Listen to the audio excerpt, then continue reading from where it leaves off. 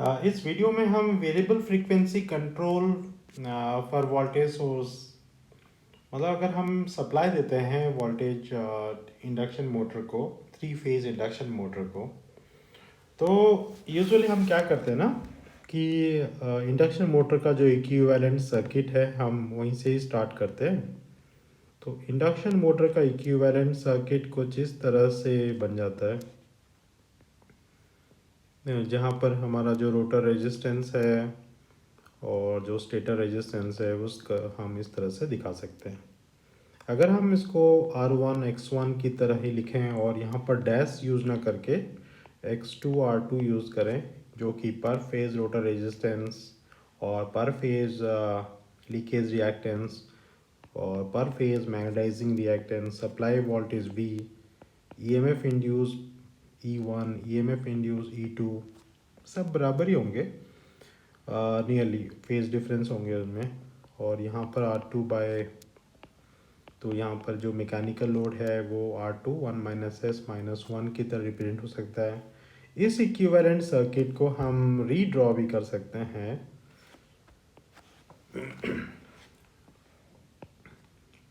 इसको हम magnetising reactance को पहले दिखा दिए और फिर हम यहाँ पर जो रोटर रेजिस्टेंस है और रिएक्टेंस है स्टेटर का, उसको हम R1 X1 इस तरह से दिखाए।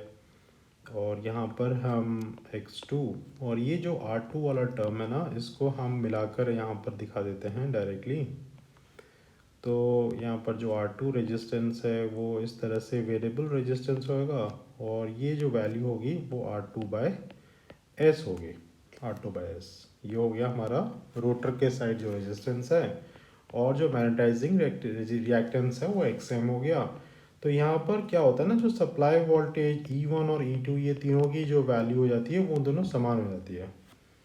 तो ये हम अप्रॉक्सीमेशन यूज़ कर सकते हैं। एंड जो करंट है मैग्नेटाइजिंग करंट वो IM, जो रोटर करंट है I2, और जो प्राइमरी करंट दैट I1। तो इस तरह से हम इक्विवेलेंट सर्किट दिखा सकते हैं। और यहाँ पर हम इस इक्विवेलेंट सर्किट के बाद जो टॉर्क इक्वेशन हमने दिखाया, मतलब टॉर्क इक्वेशन जो मिला यहाँ पर, तो वो टॉर्क इक्वेशन कैसा होगा? तो torque equation T is equal to 3/ω/ms, और यहाँ पर V² डिवाइडेड बाय Z, और Z की जो वैल्यू हो जाती है ना, बहुत ही सिंप्लीफाई हो जाती है अगर हम इस तरह से उसका रेजिस्टेंस लें। वो हो जाती है हमारी R1 प्लस R2/S, ये हो गया एक रेजिस्टेंस स्क्वायर। और जो रिएक्टेंस है वहाँ पर J हम यहाँ पर यूज़ नहीं करेंगे, हम यहाँ पर जिसकी मैग्नीट्यूड लिख रहे हैं, इसीलिए हम X1 plus X2 whole square. तो इस तरह से V²/Z² हो गया, और जो आउटपुट में जो रेजिस्टेंस है वो वैल्यू यहाँ पर हो जाएगी कितनी? R2/S। तो इस तरह से हम टॉर्क निकाल सकते हैं। अगर हम यहाँ पर स्लीप एट मैक्सिमम टॉर्क निकाला जाए, Smax, मतलब कौन से वैल्यू ऑफ किस स्लीप में हमारा टॉर्क मैक्सिमम होगा, तो ये जो वैल्यू होगा वो हो जाएगी R2 बाय, यहाँ पर √R1² plus X1 plus X2 whole square. इस तरह से यहाँ पर मैं X1 प्लस X2 को भी कैपिटल X से रिप्रेजेंट करने में कोई प्रॉब्लम नहीं है, हम लोग इस तरह से लिख सकते हैं। तो हमारा जो स्लिप फॉर मैक्सिमम टॉर्क अगर हम निकाल देते हैं तो यहाँ पर हम Tmax भी लिख सकते हैं। तो Tmax की जो वैल्यू होगी वो हो जाएगी हमारी 3/2ω/ms, और यहाँ पर हो जाएगा V² डिवाइडेड बाय, यहाँ पर जो टर्म हो जाएगा वो R1 प्लस, ओके, तो यहाँ पर जो टर्म होगा वो थोड़ा सा हमारा बदल जाएगा, यहाँ पर सिर्फ हमारा R1 रहेगा और यहाँ पर प्लस माइनस सिंबल आ जाएगा, और √R1² प्लस, यहाँ मैं स्मॉल x1 x2 ऐसे लिख सकता हूँ, या फिर कैपिटल X का स्क्वायर भी लिख सकते हैं, और इस तरह से हमारा जो Tmax की वैल्यू है वो मिल जाएगी। तो ये इंडक्शन मोटर का जो इतना वैल्यू है, टी मैक्स हमको मिला, टॉर्क मिला, स्लिप मिला, तो इसको यूज़ करके हम ये जो थिंग नहीं है ना कि variable frequency control for in voltage source, उसके बारे में डिस्कस करेंगे। क्या डिस्कस करना है हमको? हमको मालूम है कि जो ईएमएफ इंड्यूस होता है ना सेकेंडरी के साइड पर E2, ये डिपेंड करती है, ये हम इसको प्रोपोर्शनल भी लिख सकते हैं, प्रोपोर्शनल टू दी फ्लक्स और फ्रीक्वेंसी। तो यहाँ पर क्या होता है कि अगर हम फ्रीक्वेंसी को कम करते हैं और वोल्टेज हमारा कांस्टेंट है, तो फ्लक्स क्या हो जाएगा ना, बढ़ जाएगा। अगर ये फ्लक्स बढ़ेगा तो फ्लक्स क्या होता है ना, एक नी पॉइंट में हर मशीन फ्लक्स को नी पॉइंट में यूज़ करती है, मतलब मैक्सिमम फ्लक्स के कंडीशन में ही यूज़ किया जाता है। अगर अब फ्लक्स उससे भी ज़्यादा बढ़ता है तो हमको मालूम है ना, फ्लक्स सैचुरेशन रेंज में चले जाता है। मतलब एक किसी भी मटेरियल है तो वहाँ से जो लाइंस ऑफ फोर्स है उसकी एक मैक्सिमम लिमिट है। अगर उसके बाद अगर आप फिर से उसको फ्लक्स बढ़ाने जाएं तो वो क्या होगा, सैचुरेशन में आ जाएगा, मतलब इतना बढ़ेगा नहीं। तो ये कोई मतलब सॉल्यूशन नहीं हुआ। तो दूसरा ऑप्शन क्या है ना, फ्रीक्वेंसी को कम करो और जो वोल्टेज है उसको भी कम करो। अगर दोनों इक्वली कम हो जाते हैं तो फ्लक्स की जो वैल्यू है वो कांस्टेंट रहेगी। तो इसको हम लोग ऐसा भी कर सकते हैं कि सपोज सप्लाई वोल्टेज को इसको दिखाएं कि ये है हमारा V proportional to phi F, ठीक है। तो अगर मैं ये लिखूं कि V divided by F is proportional to phi, और इस चीज़ को हम यहाँ पर कांस्टेंट करने की कोशिश करेंगे, राइट, कांस्टेंट रखेंगे। तो V बाई एफ कंट्रोल इसी से आता है। एंड यहाँ पर क्या होता है, हम अगर फ्लक्स को फ्रीक्वेंसी कम करते हैं तो वोल्टेज कम करेंगे। पर रिवर्स नहीं हो सकता, अगर फ्रीक्वेंसी बढ़ेगा तो आप वोल्टेज को बढ़ा नहीं सकते हो, क्योंकि हर मशीन में एक इंसुलेशन लेवल के ऊपर ही वोल्टेज रेटिंग स्पेसिफाई किया जाता है। अगर हम वोल्टेज रेटिंग को बढ़ाते हैं, वोल्टेज को किसी भी तरह से किसी भी कारण बढ़ाते हैं तो इंसुलेशन फेलियर हो सकता है और इसके कारण पूरा मशीन ही खराब हो जाएगा। तो V बाई एफ, तो हमको क्या करना है, सिर्फ अभी ये जो टॉर्क एक्सप्रेशन यहाँ पर देख रहे हैं तो इसको हमें ये जो टॉर्क एक्सप्रेशन है, इस और टॉर्क एक्सप्रेशन को हमें लिखना है हर टर्म में V बाई एफ यूज़ करना है। बस इसको V बाई एफ, जहाँ जहाँ पर हमारा जो वोल्टेज है क्या क्या कर सकते हैं वो देखते हैं। हमें जहाँ पर भी वोल्टेज है उसको तो कहीं चेंज नहीं कर सकते। अच्छा, फ्रीक्वेंसी कहाँ कहाँ पर है, जहाँ पर हमारा ओमेगा एम एस है वहाँ फ्रीक्वेंसी, जहाँ पर हमारा रिएक्टेंस है वहाँ फ्रीक्वेंसी। चलो टी मैक्स को हम रीराइट करते हैं फिर से और फिर देखते हैं कि इसमें कहाँ कहाँ पर हम ऐड कर सकते हैं। तो हम इसको फिर से लिखते हैं T omega M S, V square को उसके जगह, और नीचे क्या हुआ, R1 plus minus root over of R1 square plus X square. सही है। अभी हम क्या करेंगे, इस एक्सप्रेशन में थोड़ा सा एडिट करेंगे। एडिट क्या करेंगे, तो यहाँ पर जो भी टर्म है, अगर मैं इन सारे टर्म्स को ऐसे करूँ कि इन तीनों को लिखकर इसको लिखेंगे कि एक बड़ा कांस्टेंट k हो गया, और ये जो फ्रीक्वेंसी जो ओमेगा एम एस है ये फ्रीक्वेंसी पे डिपेंड करता है, तो इसको हमने यहाँ पर सिर्फ f में लिखा, करेक्ट। v स्क्वायर को वैसे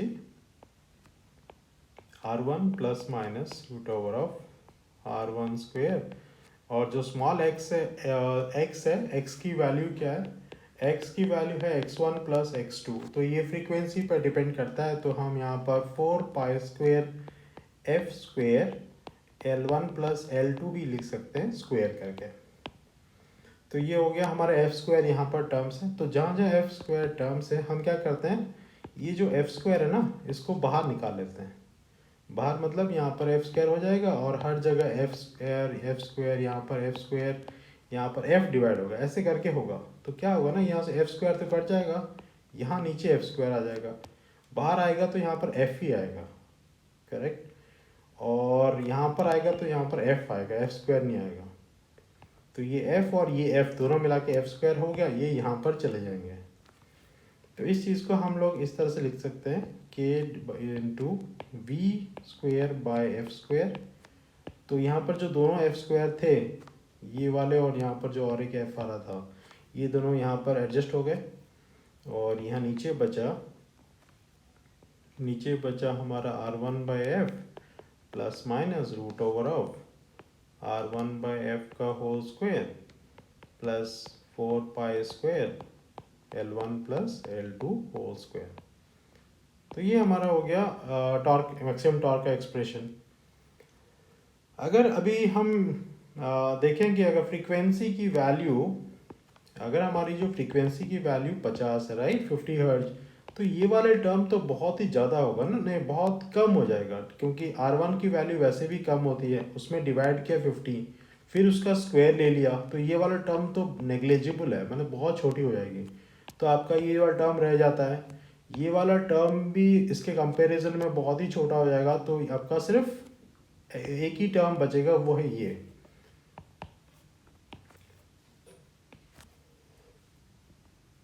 तो इसलिए हमारे जो एक्सप्रेशंस में अगर हम V by F control use करते हैं तो हमारा जो एक्सप्रेशन हो जाता है के V by F whole square. तो ये वाले टर्म्स नेगलेक्ट हो जाने से हम यहाँ पर डायरेक्टली लिख सकते हैं 2 पाई L1 प्लस L2। तो इस तरह से हमारा जो टी मैक्स है वो कांस्टेंट रहती है। पर वहीं पर अगर हमारी जो फ्रीक्वेंसी है वो अगर कम हो जाता है 10 हर्ट्ज से नीचे, तो वहाँ पर ये जो वैल्यू हम नेगलेक्ट कर रहे थे ना पहले, ये अभी नेगलेक्ट नहीं हो सकता। इसकी ये अभी डोमिनेट करने स्टार्ट करेगा कि ये नेगलेक्ट नहीं होगा। तो ये जो वैल्यू है इसके साथ ये वैल्यू ऐड रहेगी। तो ये जो वैल्यू है और ये वैल्यू सारे वैल्यू रह जाएंगे, राइट, क्योंकि हम फ्रीक्वेंसी अगर कम है, 1 हर्ट्ज है, 2 हर्ट्ज है, तो इसकी वैल्यू तो रहेगी, इसकी वैल्यू भी रहेगी। और यहाँ पर जो प्लस एंड माइनस है, मोटरिंग मोड में ये प्लस होता है, जब ब्रेकिंग मोड होता है तो ये माइनस होता है। अब मोटरिंग मोड में क्या हुआ ना, आपके जो वैल्यू है, ये जो R1 के साथ ये जो वैल्यू ऐड होता है, तो यहाँ पर ये वैल्यू बढ़ गया, क्योंकि यहाँ पर प्लस आ गया, तो टोटल वैल्यू क्या हो जाएगा, डिक्रीज हो जाएगा। क्योंकि अगर डिनोमिनेटर आपका बढ़ रहा है तो टोटल टॉर्क आपका जो टी मैक्स है वो क्या हो जाएगा आपका, ये जो टी मैक्स की वैल्यू है ना, टी मैक्स की तो वैल्यू हम निकाल रहे थे, तो टी मैक्स की ये नीचे वाली वैल्यू अगर बढ़ जाएगी हमारी, ये वाली वैल्यू अगर बढ़ जाती है तो टॉर्क हमारी कम हो जाएगी। तो मोटरिंग मोड में लो फ्रीक्वेंसी में टॉर्क कम हो जाएगी। पर वहीं पर अगर ब्रेकिंग मोड देखा जाए तो यहाँ माइनस होगा, तो ये वाली वैल्यू अभी कम हो जा रही है, राइट। ये वैल्यू कम हो जाने से हमारा जो टॉर्क है वो बढ़ जाएगा। तो इस तरह से हमारा जो ब्रेकिंग और मोटरिंग मोड है, दोनों मोड में हमारे जो टॉर्क है वो डिफरेंट रहने वाले हैं। अगर ये हमारा स्पीड टॉर्क का हो गया तो हमारा जो आउटपुट होगा ये हमारा in general speed torque characteristics हो गया, राइट। अगर हम अभी जो ओमेगा एमएस है उसके जगह से हम अगर उसको चेंज करते हैं तो इस तरह से स्पीड टॉर्क कैरेक्टरिस्टिक्स बदलता जाएगा। और जैसे ही हमारा जो फ्रीक्वेंसी है वो अगर कम होता है तो हमारा जो मैक्सिमम टॉर्क होना चाहिए, मतलब maximum torque is this, right. तो ये मैक्सिमम टॉर्क कांस्टेंट रहेगा, नियरली कांस्टेंट। बट जब हमारी फ्रीक्वेंसी कम हो जाएगी तो ये मैक्सिमम टॉर्क की वैल्यू अभी ये कम हो जाएगी, ज़्यादा बढ़ेगी नहीं। पर वहीं पर ये जो ब्रेकिंग एक्शन में क्या होगा ना कि जो मैक्सिमम टॉर्क है वो जितनी भी वैल्यू है, ये मैक्सिमम टॉर्क की वैल्यू यहाँ पर बढ़ते जाएगी। तो यहाँ पर मैक्सिमम टॉर्क की वैल्यू कांस्टेंट रही, जब लो फ्रीक्वेंसी में मैक्सिमम टॉर्क की जो वैल्यू है ये बढ़ जाएगी और यहाँ पर ये मैक्सिमम टॉर्क की वैल्यू कम हो जाएगी। तो यहाँ पर हम दूसरा चीज़ भी कंक्लूड कर सकते हैं कि वी-वाइव कंट्रोल मेथड में हमारा जो ये हमारा टॉर्क हो गया, तो ये कांस्टेंट टॉर्क कंट्रोल मोड में काम करता है टिल रेटेड फ्रीक्वेंसी। और उसके बाद क्या होता है ना, ये कांस्टेंट पावर मोड में चले जाता है। तो उसके बाद पहले कांस्टेंट टॉर्क मोड में, फिर कांस्टेंट पावर। तो यहाँ पर हम देख सकते हैं कि कांस्टेंट पावर का मतलब क्या है, power is equal to torque into omega. जब हमारा स्पीड बढ़ रहा है तो टॉर्क तो कम होगा, तब जाके पावर कांस्टेंट रहेगा। तो up to base speed constant torque mode, base speed के डबल द बेस स्पीड में अब तक कांस्टेंट पावर मोड। उसके बाद ये एक्सपोनेंशियली डिके कर जाता है। तो ये एक brief discussion on the V by F control हुआ। और ये इंपॉर्टेंट चीज़ है कि T max is constant if the frequency is high,